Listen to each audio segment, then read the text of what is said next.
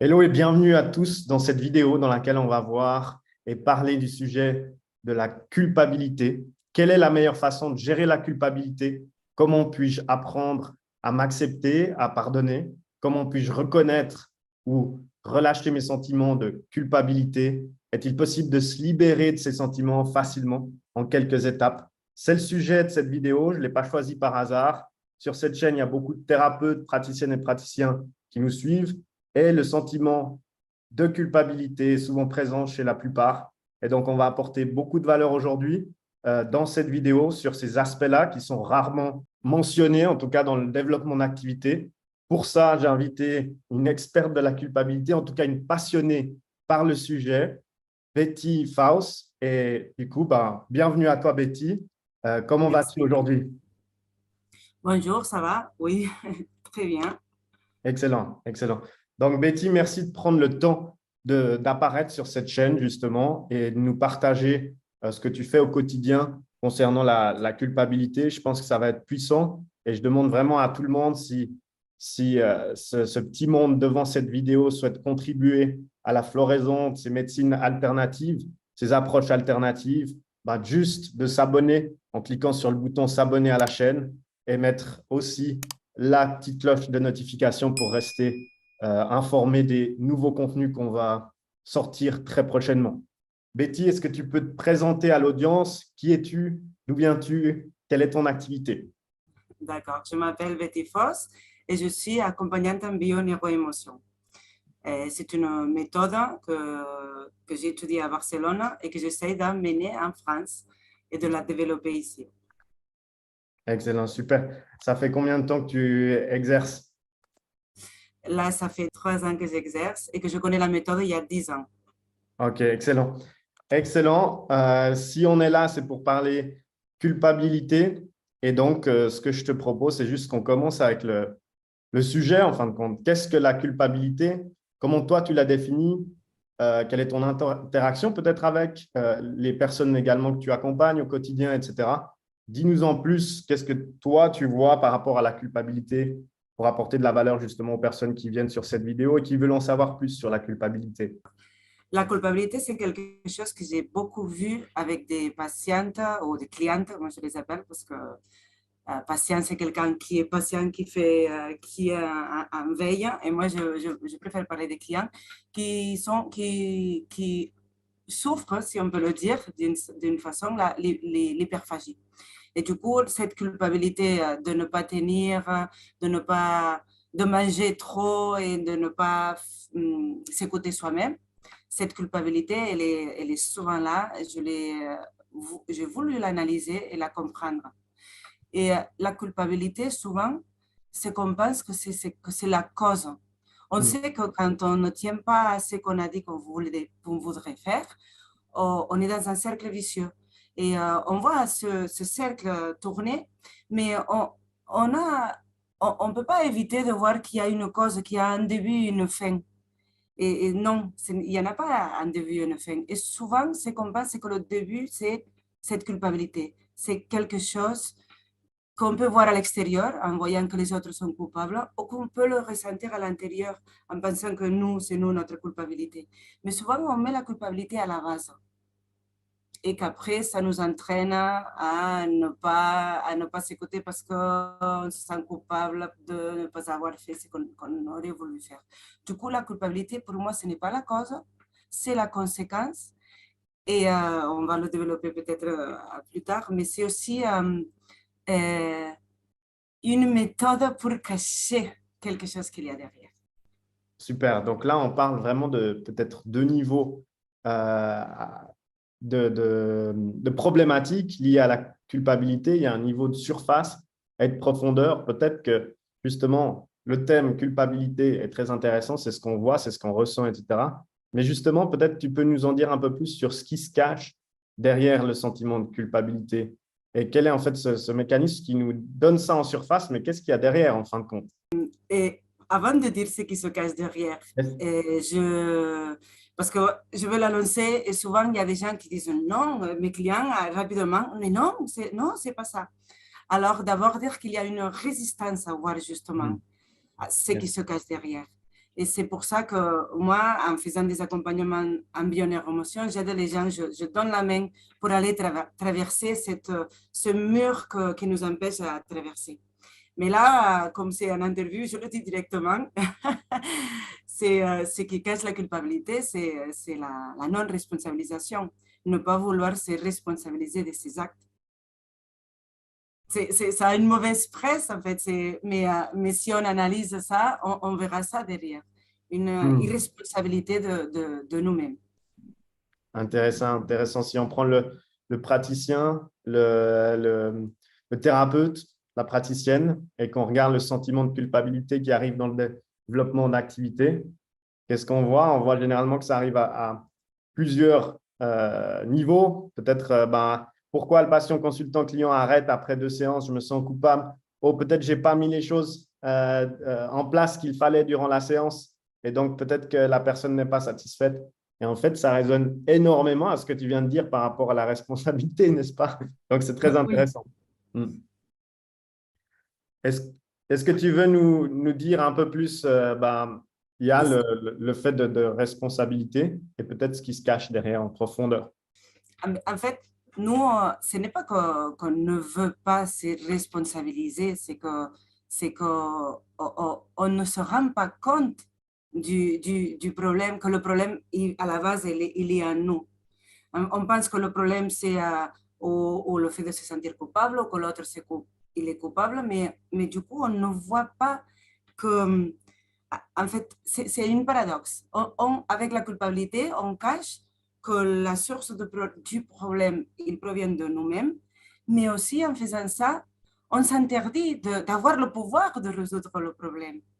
C'est parce que d'une certaine façon, ça nous intéresse de rester dans la culpabilité pour ne pas prendre cette responsabilité parce qu'on a très peur d'aller regarder ce qu'il y a à l'intérieur. C'est cette peur qui nous empêche d'aller voir. Une fois on la traverse, on peut aller voir. Et pour chaque personne, une chose différente de cacher. Et ça dépend de l'histoire de vie de cette personne, de ce qu'il a vécu, de comment il a vécu. Et du coup, ce qui se cache derrière, c'est très personnel. C'est par rapport à chaque personne. Excellent.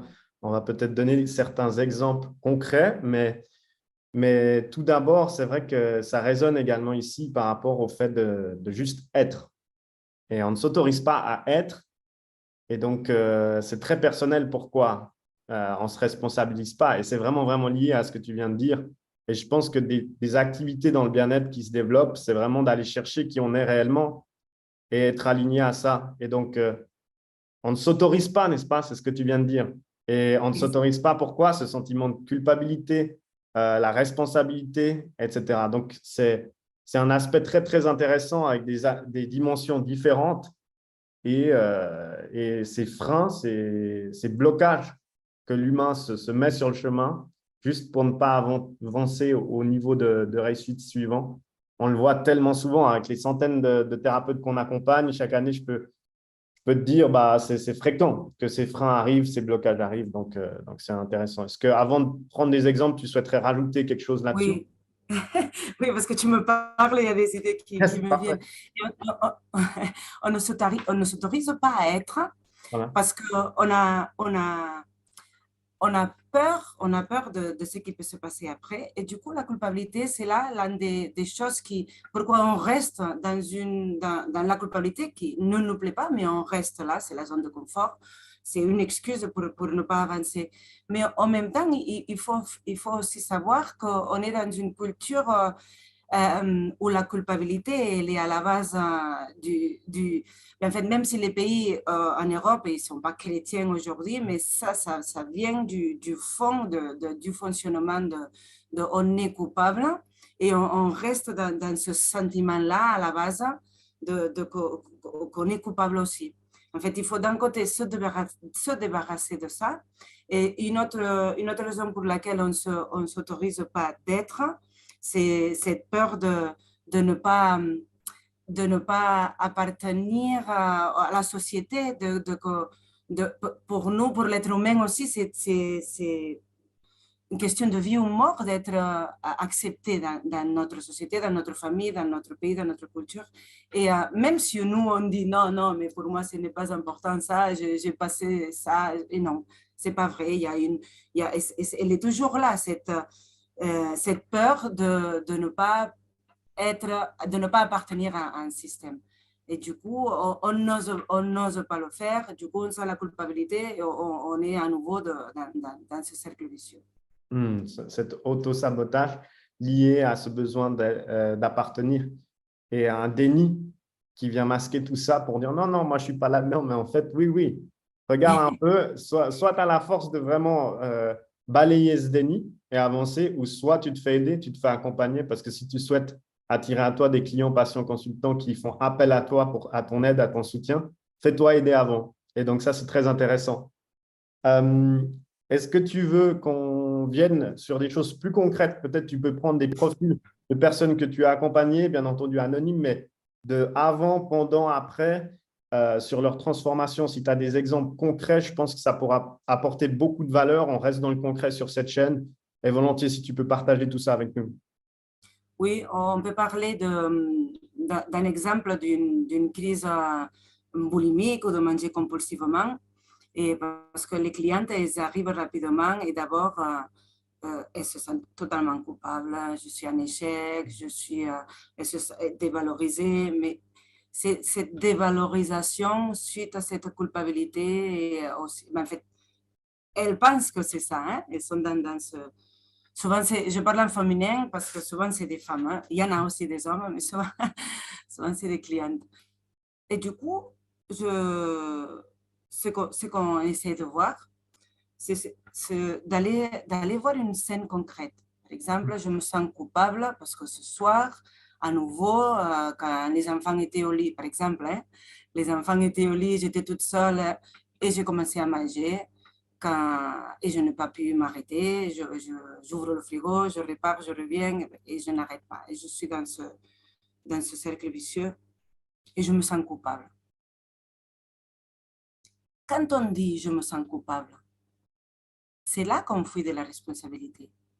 C'est beaucoup plus facile de dire je suis coupable ou l'autre il est coupable. Hein, mais bon, aujourd'hui on parle de la culpabilité qu'on ressent nous. On évite de se dire bon, qu'est-ce qui se passe? Pourquoi je ne peux pas m'arrêter? Pourquoi je me lève? Et on oublie aussi le passé, on oublie aussi le futur. Hein. On reste là au présent et on se dit mais pourquoi je me lève à nouveau? Je vais manger si je n'ai plus faim. Pourquoi je mange quand je sens que j'ai mal au ventre? Pourquoi je mange quand je me suis dit que je ne peux pas manger? Qu'est-ce qui se passe? Si on se dit je suis coupable, je fuis de ma responsabilité. Si je sens cette culpabilité, je la dégage, je me centre et je décide, bon, je vais observer qu'est-ce qui se passe. Je vais essayer de prendre ma responsabilité dans mes actes. Et ça fait... notre ego, il ne nous laisse pas entrer et aller observer. Parce qu'on pense que cette culpabilité, on est la super méchante, on est quelqu'un de pas bien, on ne veut pas aller voir ça.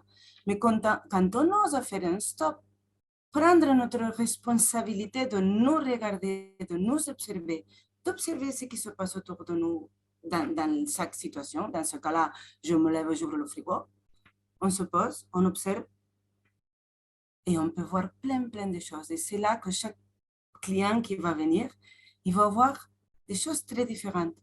Les raisons pour lesquelles elles vont se lever et vont ouvrir le frigo. Que c'est très différent du fait de je mange et je ne peux pas m'arrêter. Non, ça c'est la surface, c'est ce qu'on voit. Et c'est très bien aussi de se ressentir cette culpabilité parce que ça nous signale là où il y a le problème.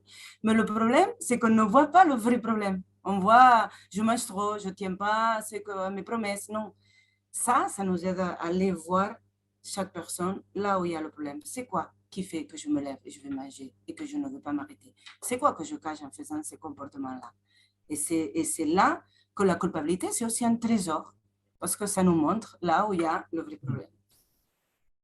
OK, donc une fois qu'il y a ce sentiment de culpabilité, ça met de la lumière qu'il y a quelque chose à travailler, justement, hein, comme tu dis, un trésor.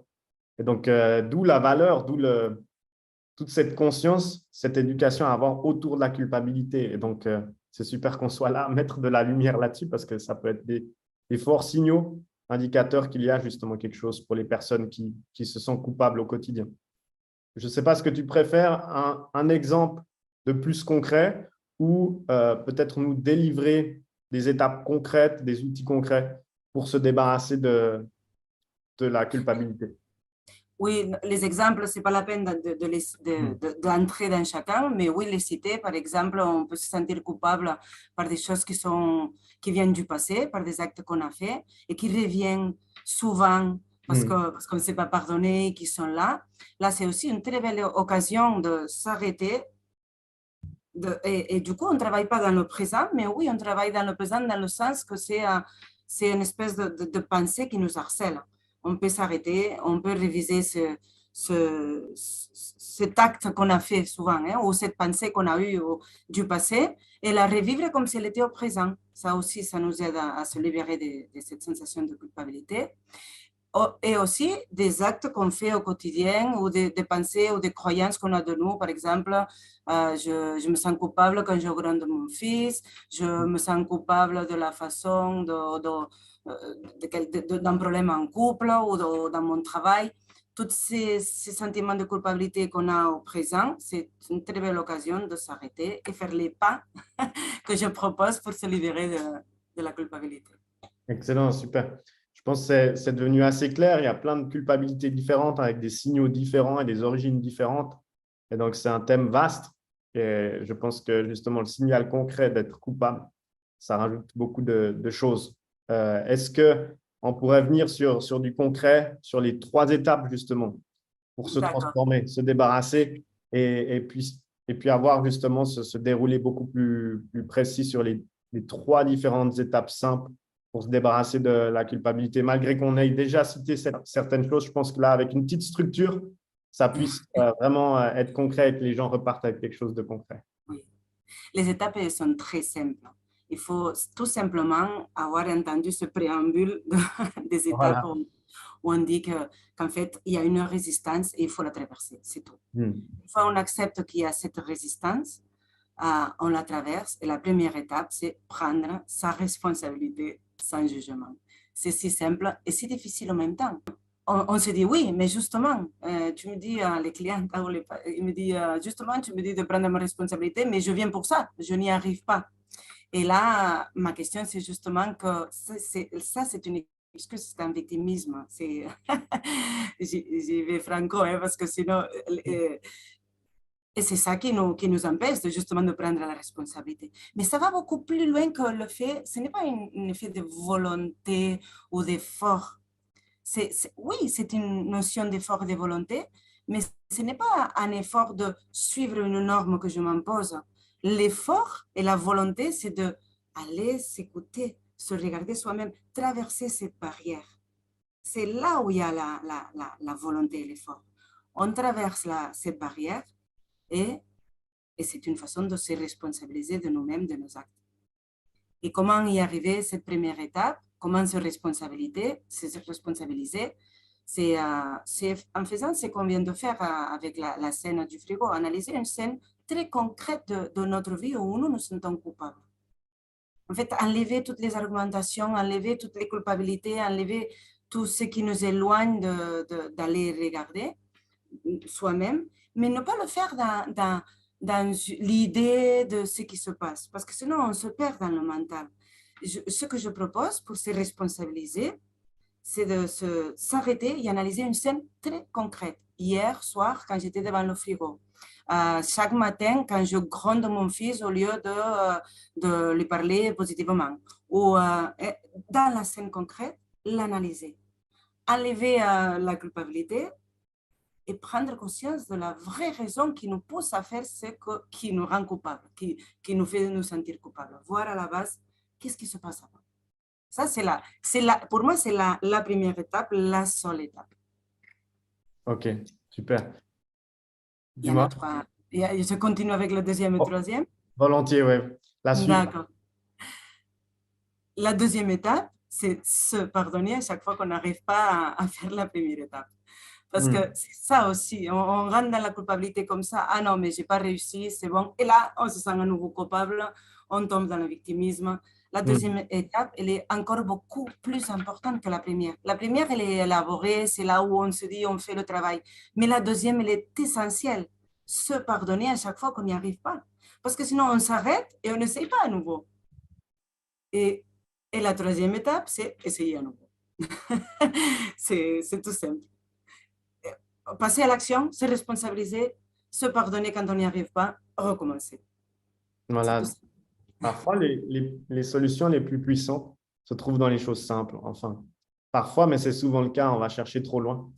Et donc, le fait d'être trop dur avec soi-même, n'est-ce pas? C'est ce que tu dis en étape 2. On le voit tout le temps, on le voit tout le temps pour tout. Et en fait, ça nous bloque parce que le fait d'être trop dur avec soi-même, bah, on n'arrive pas à travailler sur cette première étape. Et donc, on arrête, on stoppe justement les choses qu'on est en train de faire. Donc, moi, je le vois dans le développement d'activité, quand on est trop dur avec soi-même, bah, logiquement, on stoppe. Mais en fin de compte, si on est plein de gratitude, on n'est pas trop dur avec soi-même, bah, on continue. Notre motivation, notre énergie, elle continue. Et donc, là, c'est exactement le parallèle que tu viens de faire au niveau du bien-être, mieux-être. Et donc, je pense que ça va apporter beaucoup de valeur à l'audience. Est-ce que tu as quelque chose à rajouter sur la culpabilité avant qu'on clôture ce contenu? Oui, que la culpabilité, elle sera toujours là. et qu'il faut l'accepter. Et qu'il ne faut pas la refuser. Sinon, il faut faire qu'elle déclenche une alarme qui nous dise, ah, d'accord, je me sens à nouveau coupable. Qu'est-ce qui se passe? Je commence, première étape, deuxième étape, troisième étape. De faire que Excellent. la culpabilité devienne notre ami, en fait, un peu. Excellent. Donc, l'utiliser comme signal de OK, il y a quelque chose à travailler. Ça, c'est vraiment top. Et je pense de finir sur cette phrase, ça peut aussi amener beaucoup de clarté et de valeur aux personnes. Betty, où est-ce qu'on peut te retrouver? Quel est ton site internet pour les personnes qui ont justement cette culpabilité au quotidien ou autre? Où est-ce qu'on peut te contacter? Moi, j'ai un site internet, bettyfoss.com. Et là, il y a aussi mon numéro de téléphone, il y a toutes les explications. Et sinon, je le fais à distance, mais sinon, je suis aussi au sud de la France où j'ai mon cabinet à Prada, un petit village tout tranquille au commencement des Pyrénées. Excellent. Du coup, on mettra ce lien sur cette vidéo ou en commentaire. Merci d'avoir pris le temps de donner de la valeur sur ce thème passionnant qui, bien entendu, peut être encore plus élaboré, mais là, on a touché des choses essentielles pour que les gens repartent avec assez de valeur. Donc, merci pour ça. Pour les personnes qui nous regardent, pour nous supporter, votre soutien, juste s'abonner en cliquant sur le bouton s'abonner, la petite clochette de notification. Partagez ce contenu s'il y a d'autres personnes que vous connaissez qui ont ce sentiment de culpabilité, des thérapeutes, praticiennes ou praticiens ou non. C'est toujours bien de faire évoluer ces contenus parce que ça développe cette conscience que tout le monde a besoin pour faire fleurir ces médecines alternatives. Donc, merci à tout le monde. Merci à toi, Betty. Et on se retrouve très vite. Merci à toi, Morgane.